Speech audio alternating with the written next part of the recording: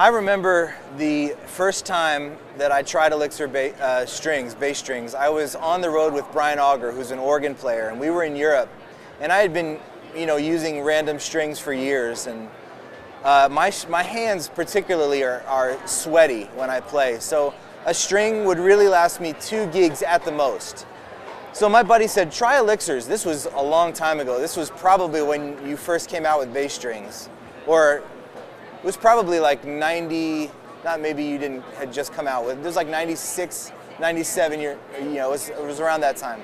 Anyway, I grabbed a box from my buddy, and he said, take these with you to Europe on tour and try them out. So about 2 gigs into the tour, I had to change my strings. I put the Elixirs on.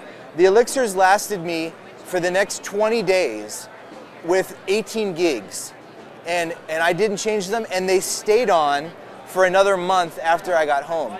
And not only did they feel unbelievable, like they felt so smooth and slick and comfortable, but not grabby at all. They felt kind of elastic and rubber, almost kind of like they were alive, organic feeling.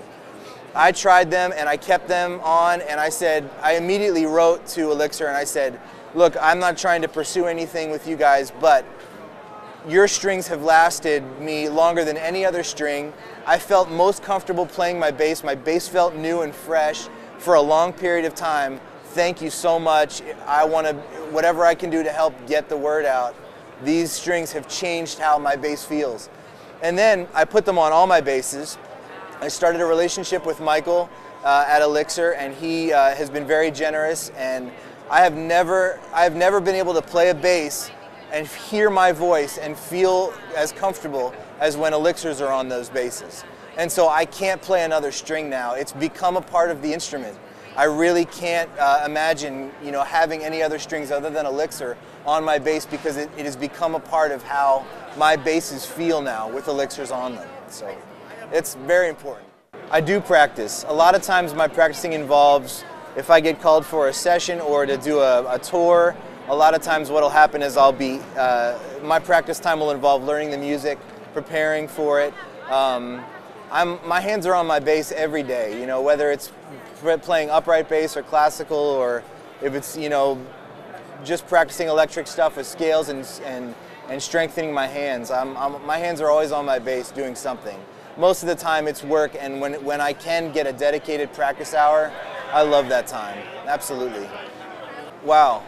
I'm sorry, yeah, that's a big question. I write from the bass. It's the instrument I know the best. I do play a little piano, and sometimes I'll work out chords on the piano, but the bass is kind of the instrument that I connected with when I was in 7th grade, and I was drawn to it, and it came easy to me.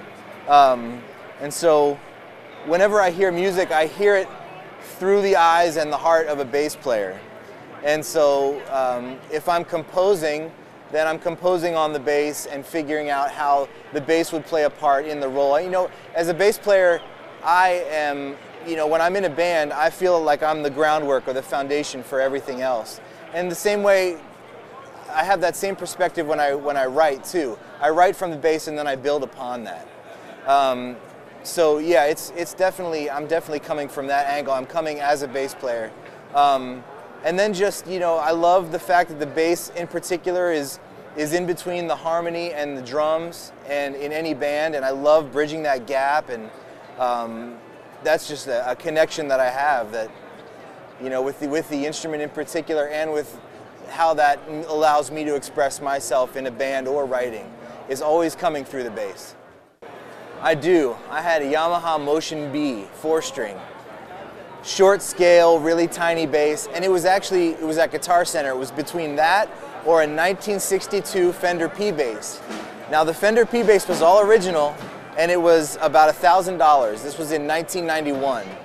And then the Yamaha Motion B was $800, and it looked so much cooler to my 9th grade eyes. And so I convinced my dad to buy this Yamaha Motion B, and to this day, I just kick myself for not getting that P bass. Which my teacher said, look, you want the P bass, trust me, you're gonna want that. No, this one's cooler and it's small and it's red. And I was dumb. That was dumb. I sold that thing probably a year later when I was at North Texas studying music, and I actually bought a 62P bass from a guy who had modified it slightly, but it wasn't really worth what it would be if it was original. But I still have that bass, and it's still my favorite bass. It's awesome. Yeah, so I'm producing a record for a company called Generosity Water, which is a company out of actually, it's out of a church in Hollywood called Oasis Christian Center, and they are basically selling bottled water, and 100% of the profits go towards building water wells in Africa for kids or anybody who doesn't have clean drinking water. And some of the statistics are amazing. 1.1 billion people don't have clean drinking water in the world, and so what we're trying to do is solve that by building wells. And we've built over 20 wells so far just by selling the water. A buddy of mine, Jeff Babko, who's a keyboard player on the Jimmy Kimmel Show, and I are producing a record. It's called the Generosity Water Project, and we've just basically asked all of our musician friends that we know in town and even across America to participate. They've all donated their time, and the list is amazing. I mean, we have George Duke, Abe Laboriel Jr., Abe Laboriel Sr., Nathan East, Greg Fillinganes, Greg Matheson, Kenya Hathaway, Raul Madan, Queen Latifah, Steve Lukather, Larry Carlton, and there's more, Kirk Whalum, Ziggy Marley possibly. There's a whole bunch of people. So, and they've all donated their time to be a part of the answer. And so what's going to happen is in March we're going to get that distributed, hopefully get it into Starbucks, get it into Walmart.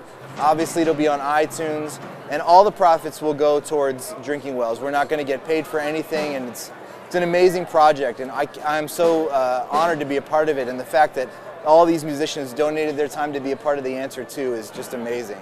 So I'm really excited about it. And you can check out generositywater.org or .com to get more information on the project and what it's about. So it's really great. When's the record come out? The record is scheduled to release right now on March 22nd, which is a water day and a celebration for the 1-year anniversary of Generosity Water.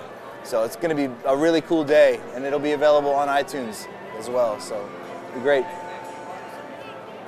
Listen to as much music as you possibly can. I always tell my students that even if you listen to something that you don't like, ask yourself why you don't like it and figure that out so that you can avoid that in your writing, in your playing, in different contexts, whether it's a groove, whether it's a sound, whether it's a tone, whether it's a drum part or a chord.